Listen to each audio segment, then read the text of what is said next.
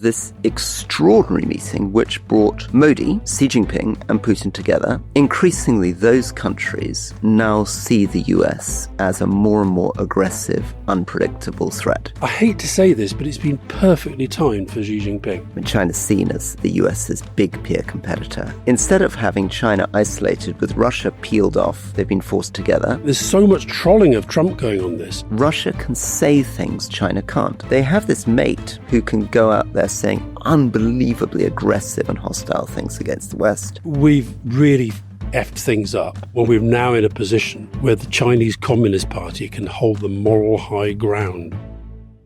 This episode is powered by Fuse Energy. Fuse are currently one of the fastest growing energy suppliers in the UK. And this September, they're raising the stakes. One lucky new sign-up will receive £20,000 in cash. And on October the 1st, the energy price cap goes up again. And Fuse is one of the few things that's going to be trying to help you deal with that. The average household could save approximately £200 by switching to Fuse. It takes just 3 minutes to sign up, 3 minutes to cut your bills and fix your rate, and perhaps win £20,000 in cash. That's less time than it takes for VAR to overturn a dodgy penalty given to Manchester United against Burnley. So add that to the back-to-school list. And unlike most transfer deadlines, in football, this one won't move. Go to fuseenergy.com/politics to switch to Fuse and be in with a chance to win £20,000. TNC supply. Please go to the landing page.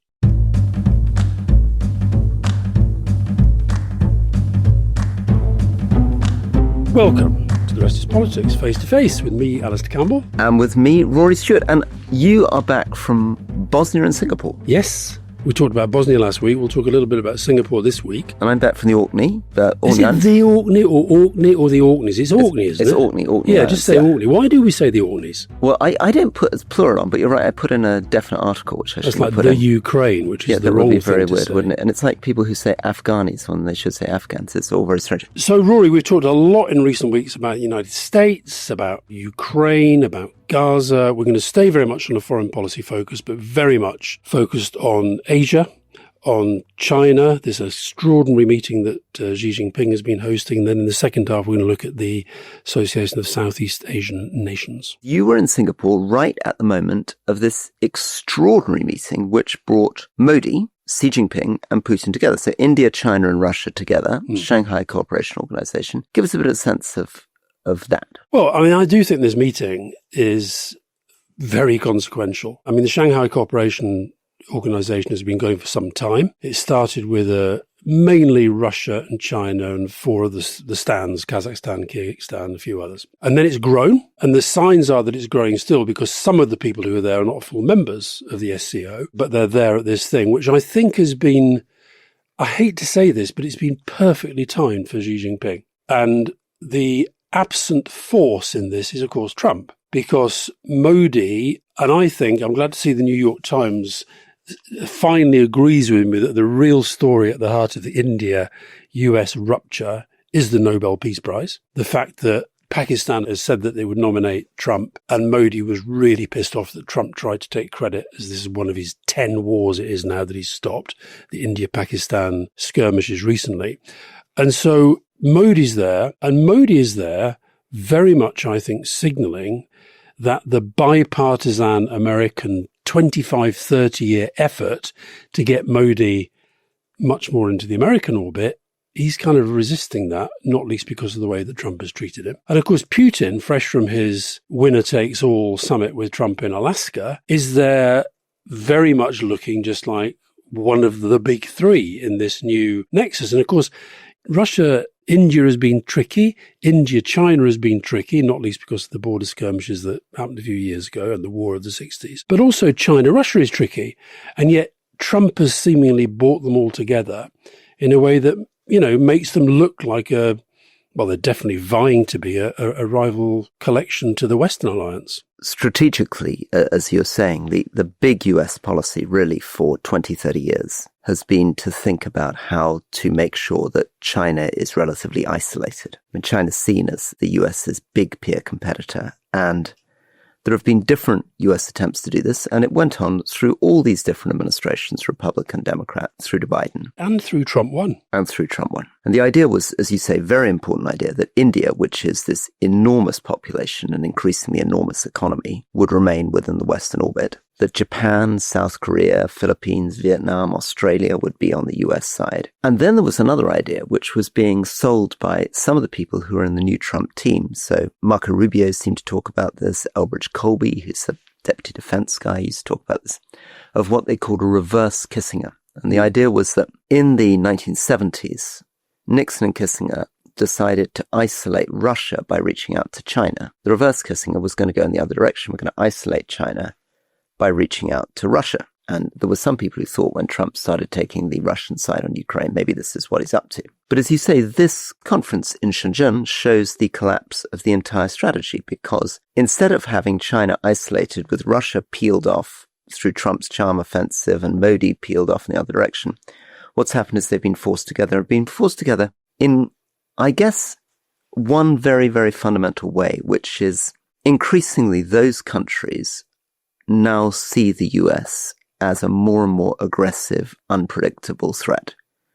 If you're China, you're thinking, is the US Navy going to stop my oil supplies coming through? If you're Russia, you really are very conscious of all the stuff that the US and the West have done against its economic system.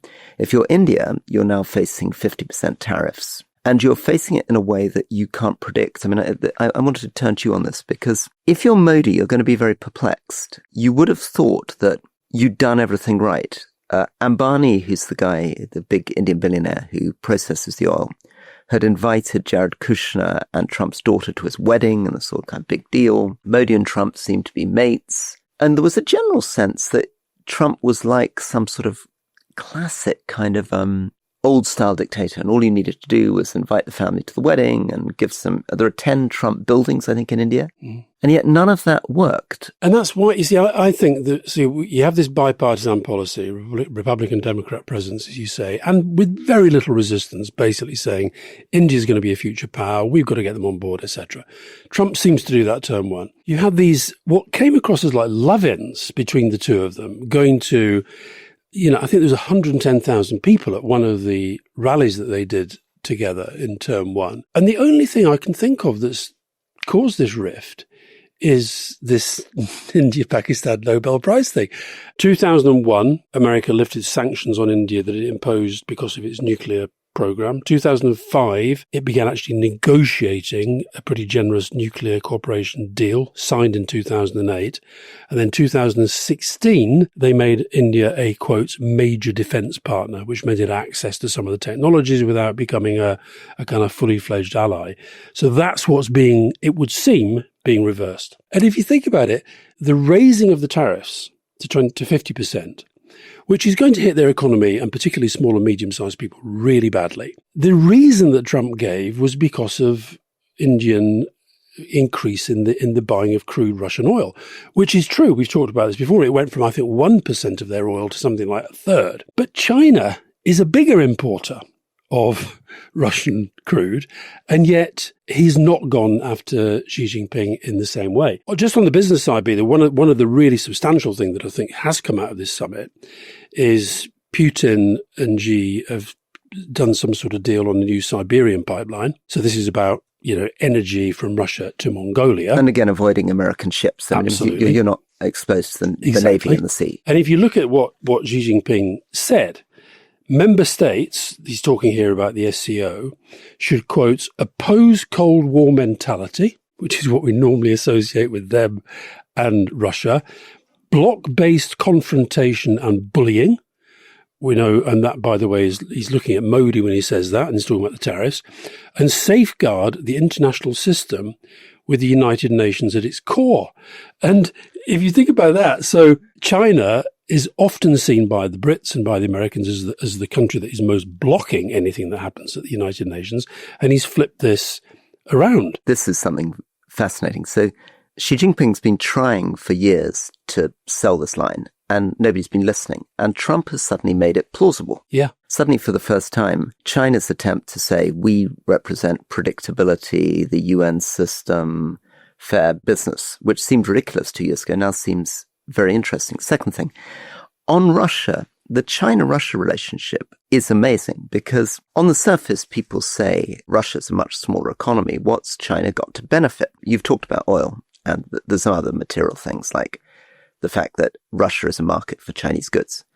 But I think there's a bigger thing, which is that Russia can say things China can't. So if we take your point that China is portraying itself as the guardian of the international rules-based system, they have this mate who can go out there saying unbelievably aggressive and hostile things against the West. They have a friend in Russia who has nuclear weapons. They have a friend in Russia who has a network of allies in Africa that they can draw on and in Central Asia that they can draw on. And they have a friend who can propose things they can't propose. So Russia can say things like, we're going to create an independent payment system. We're going to get away from the old US-dominated system. And it's a very, I don't know quite how you define the relationship, but Russia is very, very useful to China. They also do, though, have all three of them still have their tensions. I mean, the border stuff has never been fully resolved with India. Xi Jinping is probably a little bit worried about the extent to which North Korea is getting a bit too cozy with Putin. And Kim Jong-un is going to be at this massive military parade. This is apparently, and again, I think there's so much trolling of Trump going on this. They are sort of almost willfully saying, you had your military parade, Trump. It was a total flop. This is going to be the biggest you've ever seen. This is going to be the kind of military parade that Trump really loved to see in Washington. Modi, who Trump would expect to be sort of, down in his knees, begging to be allowed back into the American orbit, arrives at the meeting literally holding hands with Vladimir Putin. They walk in hand. They go and join Xi Jinping, who looks like he's the main guy. They're sort of slightly bowing down to him. Modi then posts a picture of himself in his car with Vladimir Putin, who, of course, Trump had got into his car. But unlike Trump, Modi has a camera in the car.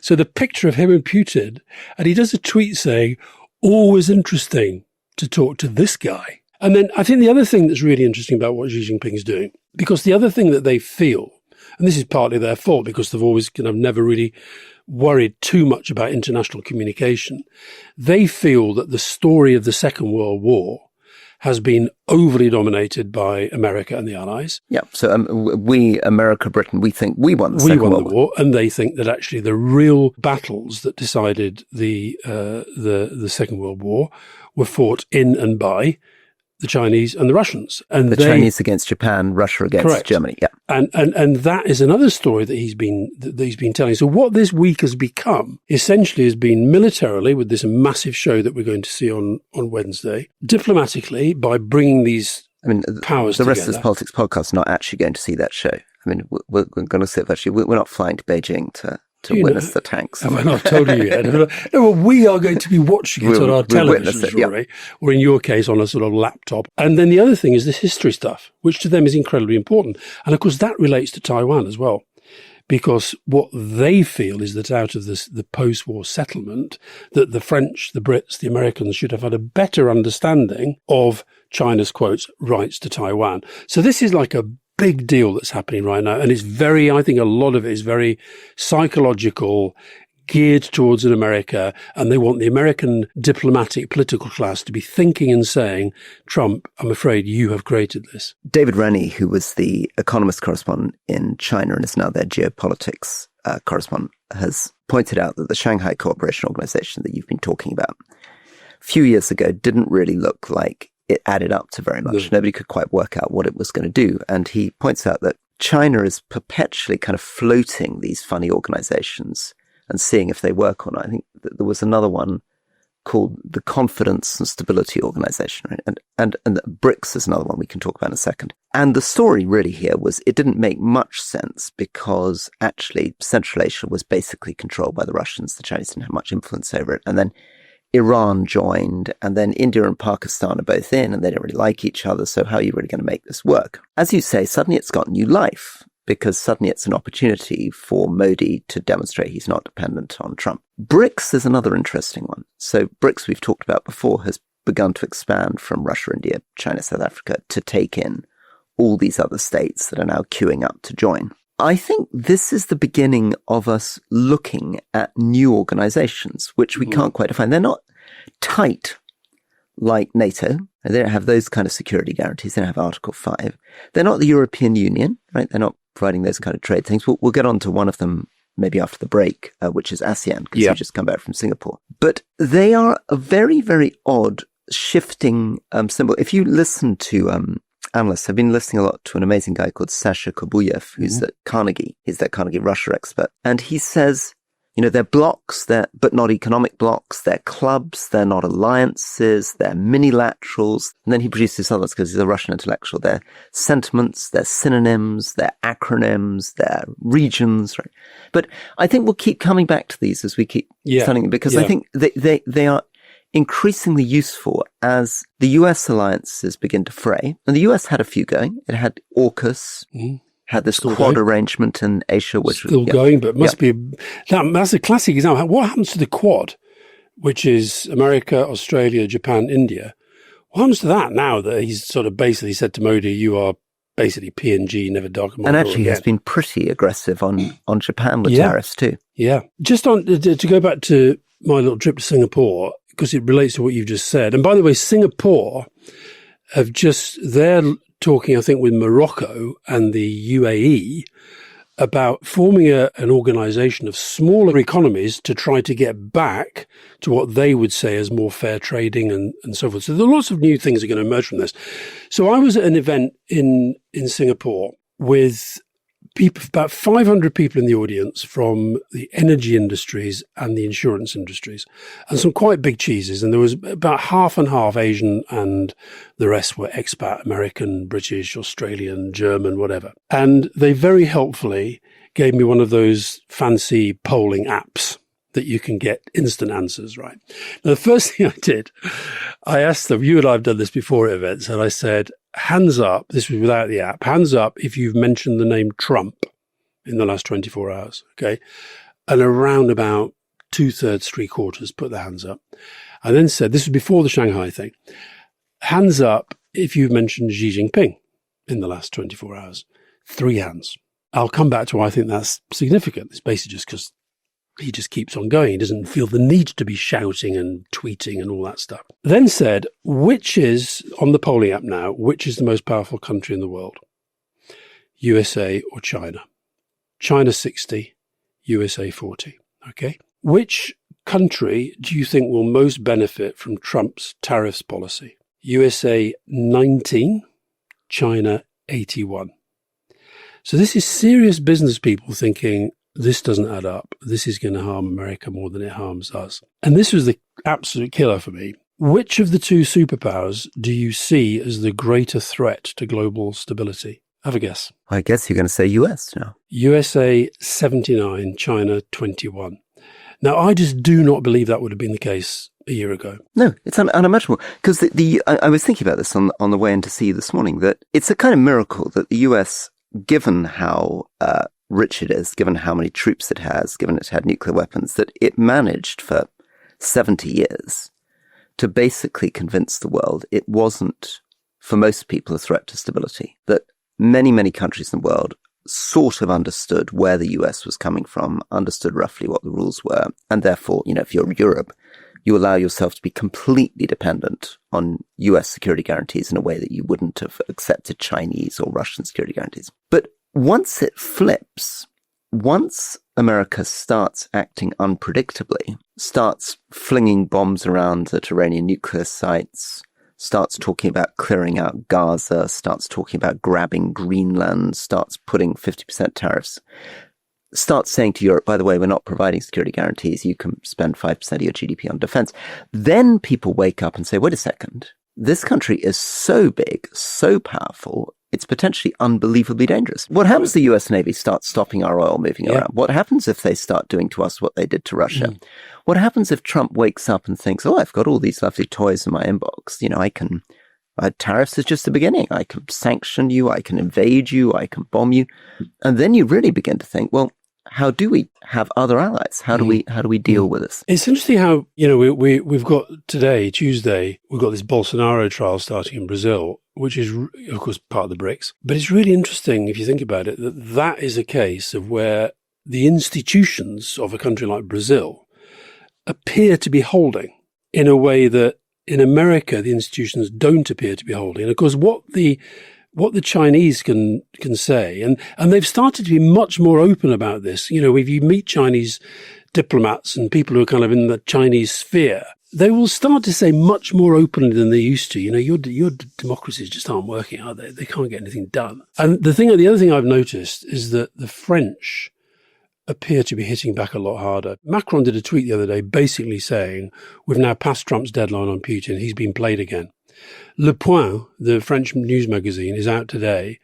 And the front page, Trump will see this, I've got no doubt, is basically Putin's man. You know, the man from Moscow is a picture of Trump. In the last couple of weeks, 2 European countries have called in the American ambassador. The French, because Kushner, Jared Kushner's dad, who's the eminently qualified, pardoned, convicted criminal who's now the ambassador, he got called in for basically saying that Macron was fueling anti-Semitism because of recognition of Palestine. And in Denmark, the ambassador's been called in because they keep going on about Greenland. So there's a little bit of sign of fighting back. And do you know the other thing? I mean, maybe I'm sort of overstating this. If you look at the picture that's sort of been dominant from the meeting in China, Modi, Putin and Xi, it's very similar to the picture of Trump and Putin. It's almost in an identical room with interpreters just hanging back and they're sort of smiling. And Putin looks a lot happier. And I guess there must be part of Trump that has a sort of fantasy that he could host this type of meeting and be one of the, you know, hang out with the 3 or 4 other strong men of the world. Yeah. But it doesn't work because the problem is that nobody in the end is going to quite believe that the American Western liberal democratic system is going to be compatible with those types of relationships. So he can stage these things. And I'm sure he'd have a dream that he could do a military parade and Putin and Xi and Modi would all turn up and they'd all do it together. But it doesn't work. Whereas China can very credibly say, we've been at this for a very, very long time. You can rely on us. We've got these big interests and pipelines. Well, that's why I was saying it's so interesting that so few people talked about him, because they don't need to talk about him. They kind of know what he's trying to do. It's clear. And he has these very occasional big international moments. We've got one now. But then he just kind of gets on with stuff. And there was an Australian who was at this event that I was speaking at. There was a dinner the night before. And he said, in a typically Aussie way, he says, we've really effed things up when we're now in a position where the Chinese Communist Party can hold the moral high ground over our alliances.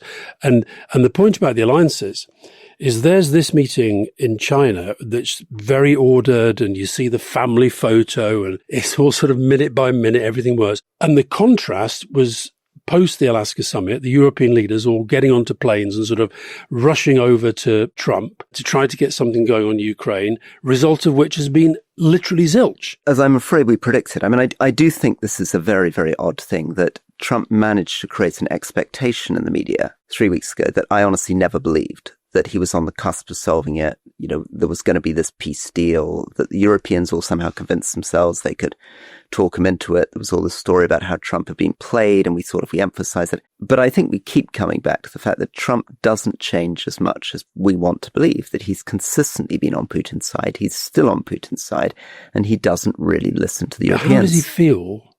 Because we know he watches a lot of television. We're assuming that this meeting will have been covered on Fox News. How does he feel when he sees them effectively laughing at him?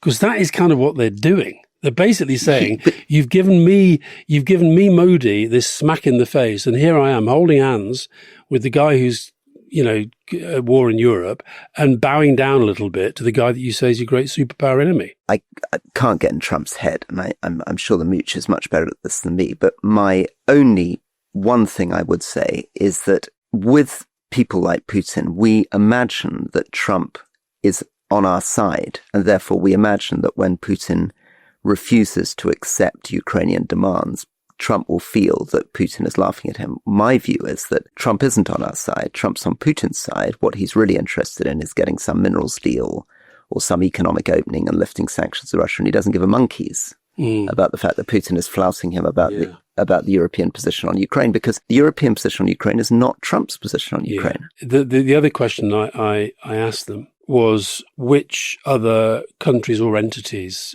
could become a rival superpower or a replacement superpower of one of the two. Now, it was meant to be a word cloud, which didn't work. So in the end, they only had a choice of 4. Okay, so it wasn't complete, but the 4 probably aren't wrong. 3 of them anyway. European Union, India, Saudi Arabia or Brazil came up as well. So what do you think the rough sort of lie of the land was? In a very well-informed senior business audience in Asia. Of those 4? Of those 4. Which they would put India first? By a mile. Well over half. And then European Union and Saudi Arabia together and Brazil kind of nowhere, which, I think is fair enough. Because India's there, 1 billion people, its purchasing power parity, GDP is now enormous. Much bigger in purchasing power parity in the UK. The other thing that was you used the word perplexed about the Indians, and that's the word that the Indian foreign minister used about the tariff. Said, we're just very perplexed.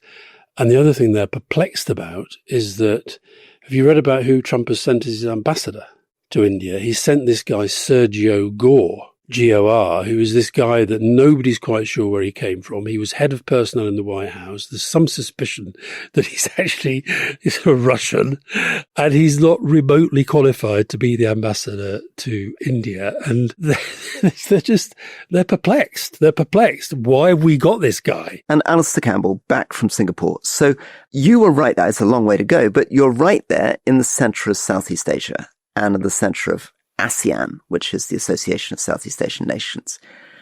And we don't talk enough about it. 500 million people. Right? This is bigger than the European Union. This amazing zone that effectively historically linked India and China. Incredible historical influences. Indian, Buddhism, Hinduism spreading east, Chinese influence spreading down into Vietnam and later.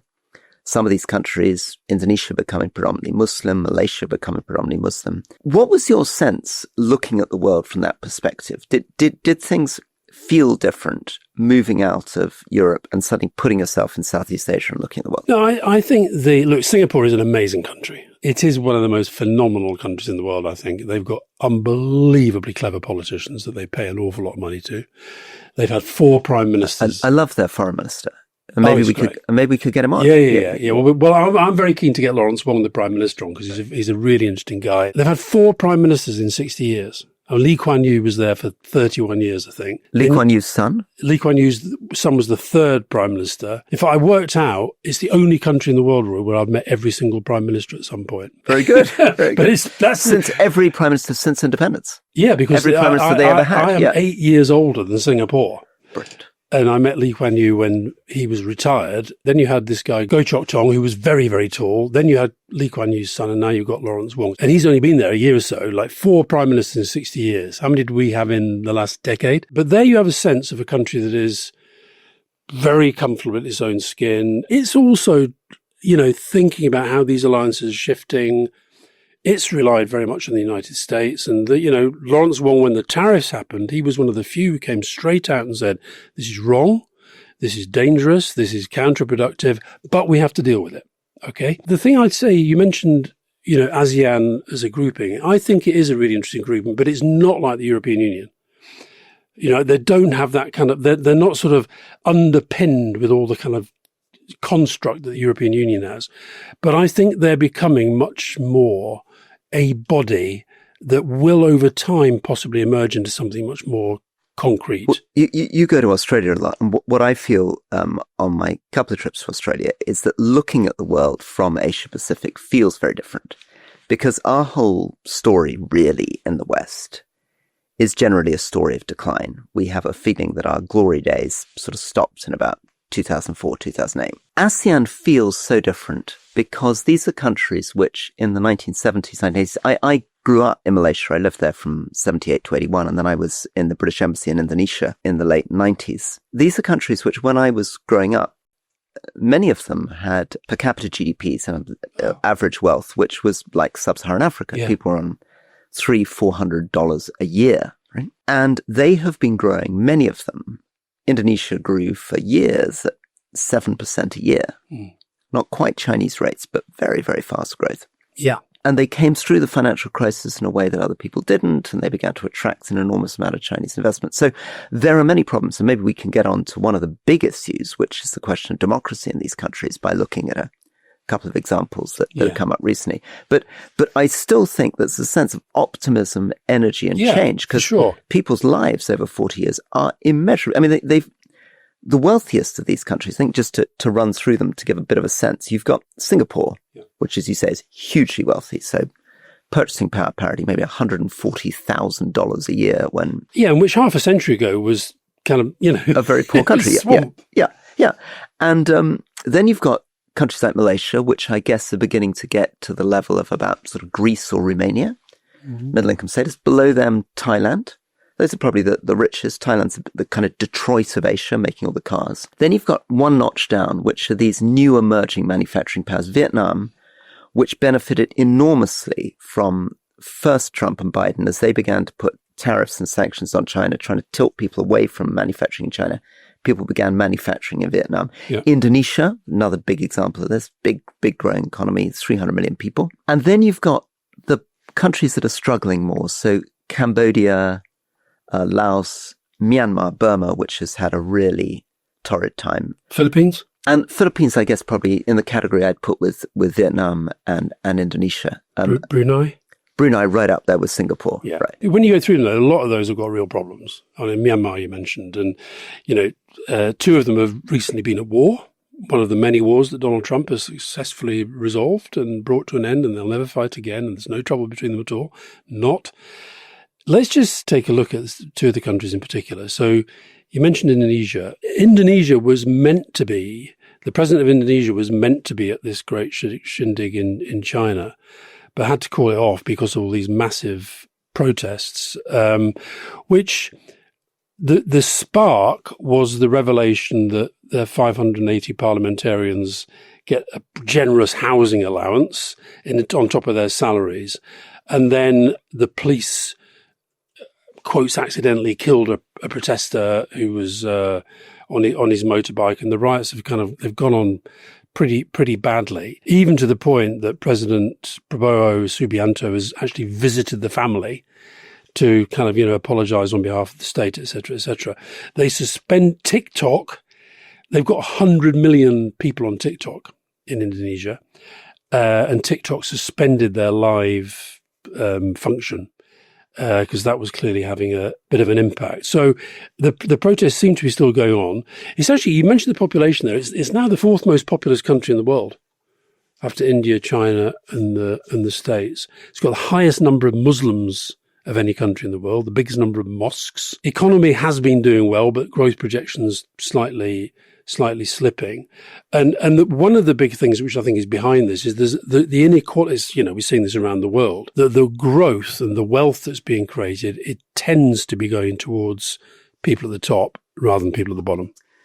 Indonesia, as I say, I lived there for 2.5 years, and Indonesian is one of the only languages I can speak or could speak reasonably well, partly because it's not a very difficult language. But it's not. No, it's an amazing language because it was a trading language, and the original languages, Sumatran, Javanese, Balinese, are very, very complex. But Indonesian, which is essentially Malay, is a kind of archipelago trading language. So if you say, I went to the market, you'd say, I to go market yesterday.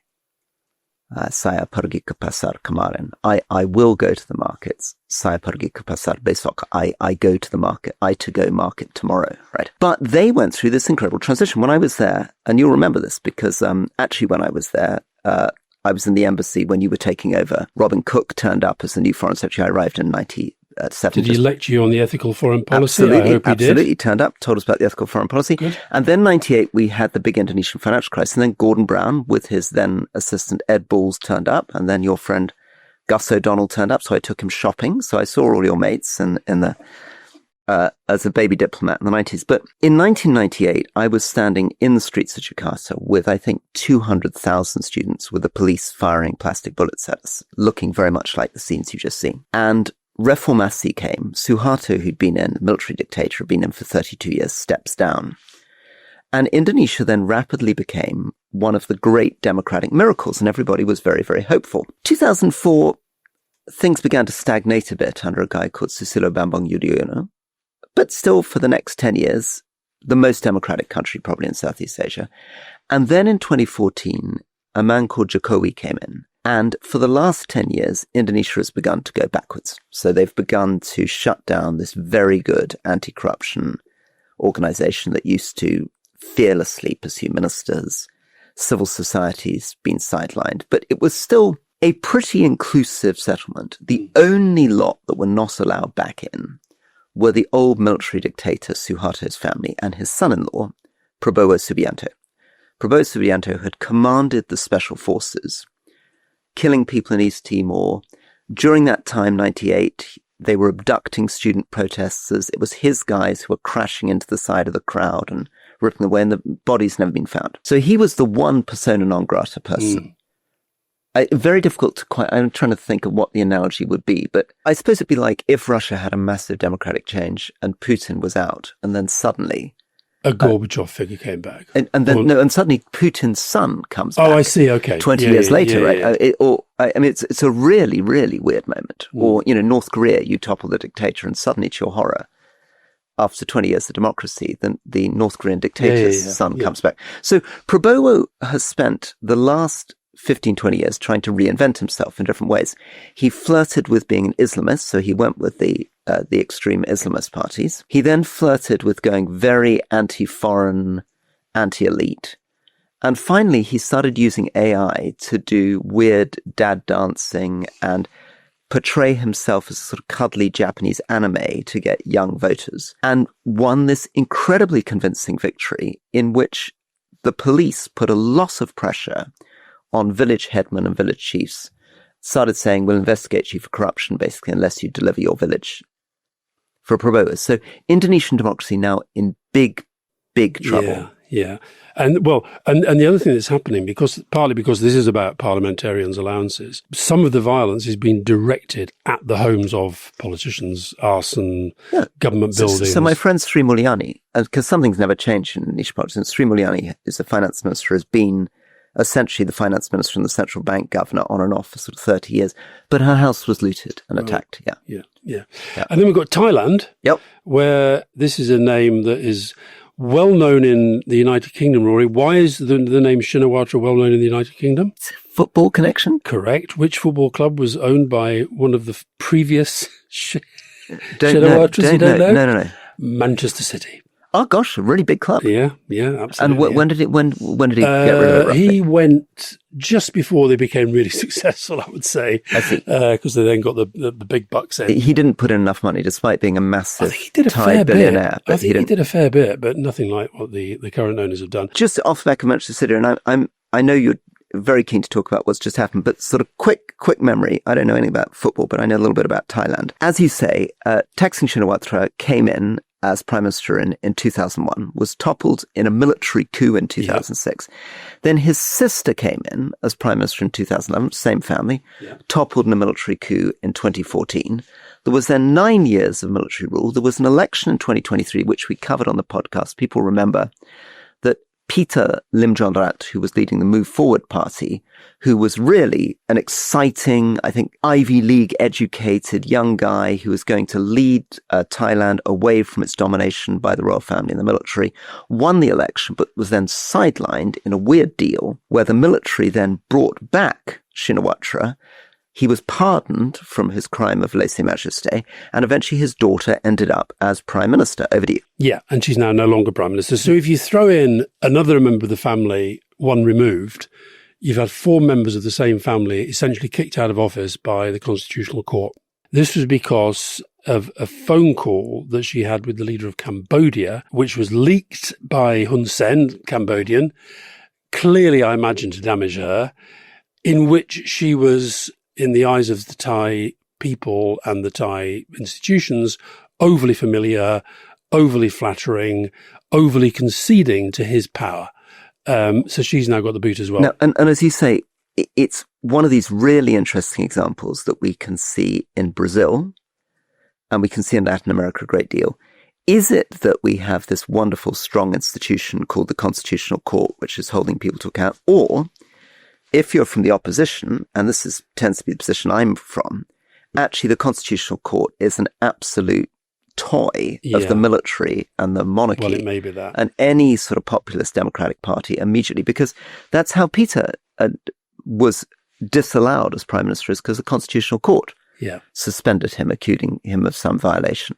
But I assume that you're in favour of lèse-majesté, that one should not be allowed in any shape or form to criticise. We have covered, I mean, as you point out, somebody's in for 50 years for criticising the Thai king.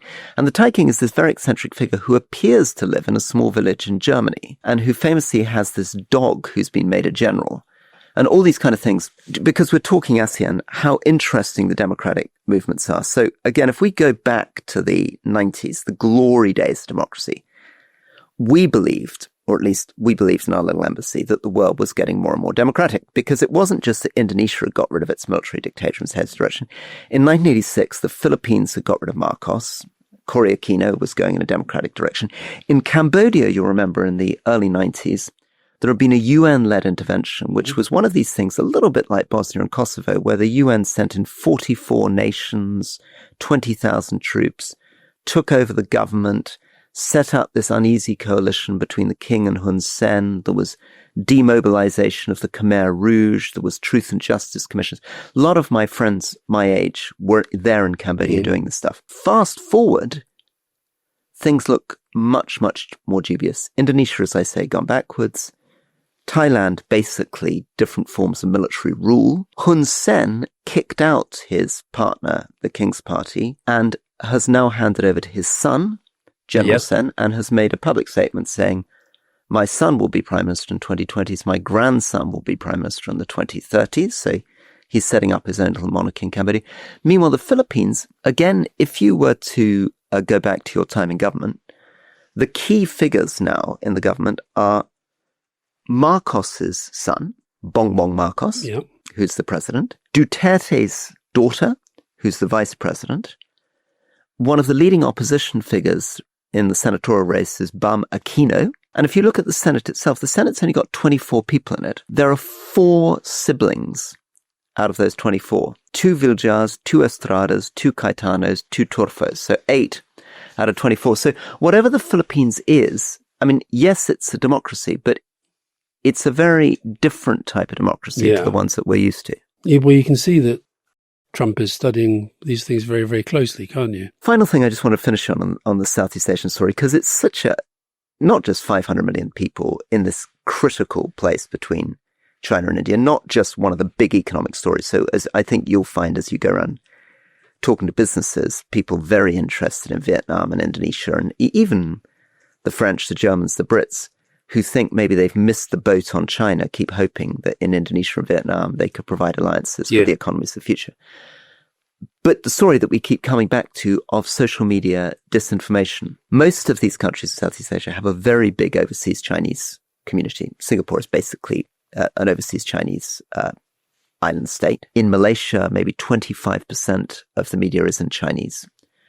And you have these farms of social media accounts that are used sometimes to promote commercial products in Malaysia, for example, sometimes to broadcast back into China to promote products in China with a Malaysian angle, then being used apparently by the Chinese government to promote Chinese views around these disputes in the South China Sea. So there's been a big standoff recently between the Philippines and China in the Spratly Islands, in something called, I think, the Second Thomas Reef, which is most of these islands are basically underwater. This is sort of lagoon shaped like a carabiner. And the Philippines beached a landing vessel on this atoll some years ago and have been resupplying it. Yeah, we talked about this a few months ago. Yeah, absolutely. Yeah. And the Chinese have been blocking their resupply, and then they've sent Marines and others.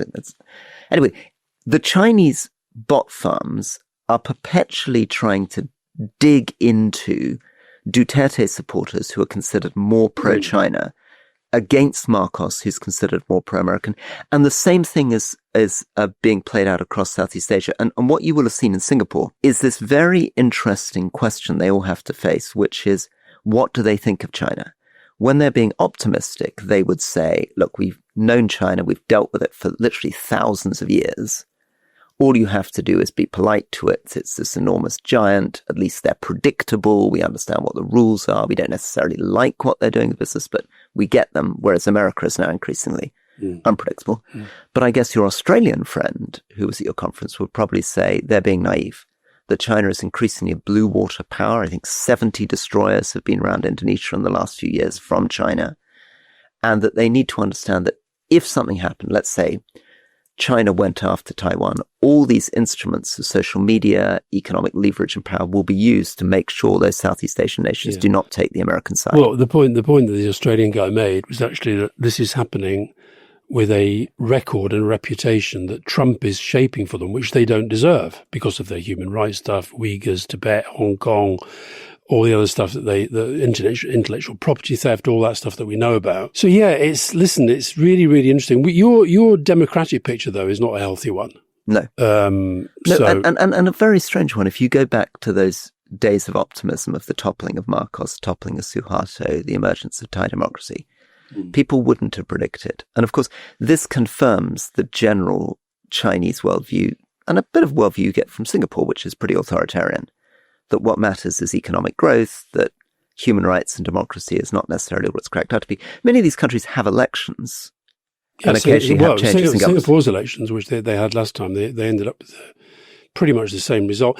I've talked to people, they do worry about the opposition. So it's not like they rigged the result. The result is not rigged. They worry about the opposition. The opposition plays a role within the parliament. But it's a kind of, it's a what you call a controlled democracy, I think. But it's a fascinating place. I like going there. And this thing, we talk here about whether our politicians get paid enough. They are the best paid politicians in the world. Sort of over $1 million. Over $1 million, yeah. But they go and headhunt them. They find them from the sort of brightest and the best, and they say, look, do you want to come? And a lot of them come through the civil service. I'm not sure I'd describe that as my fellow colleagues. I don't think we were headhunted for our jobs in the cabinet. Well, I thought David Cameron had an A-list. And you were on the A-list. Maybe that's the A-list. Liz Truss, Priti Patel. We've been talking a lot about the new world that Trump has created, and we began with China, India, Russia, the Shanghai Cooperation Agreement. We then, in the second half, talked about ASEAN. But all of this is about a world tilting away from the West, tilting away from European, American models of liberal democracy towards these authoritarian, semi-democracy states which haven't gone in the direction people expect over the last 30, 40 years, forming these new alliances from the Shanghai Cooperation Agreement to BRICS, to ASEAN, which are not quite NATO's, not quite EU's, but are probably the things to watch if we're thinking about the future shape of the world. Yeah, and it's also probably why Donald Trump, whose instincts are authoritarian anyway, is thinking, maybe they've got it right. He gives himself a kind of historical intellectual justification for some of the authoritarian stuff that he's doing. So this has been a very, not just foreign affairs, but one specific region. So on Question Time, we'll maybe broaden out a bit. Should probably talk about this new Downing Street team that's been announced. We've got some very interesting questions this week about the Online Safety Act, about AI, and we should probably have a little chat about Farage wandering off to America to attack his own country. Good. Look forward to it.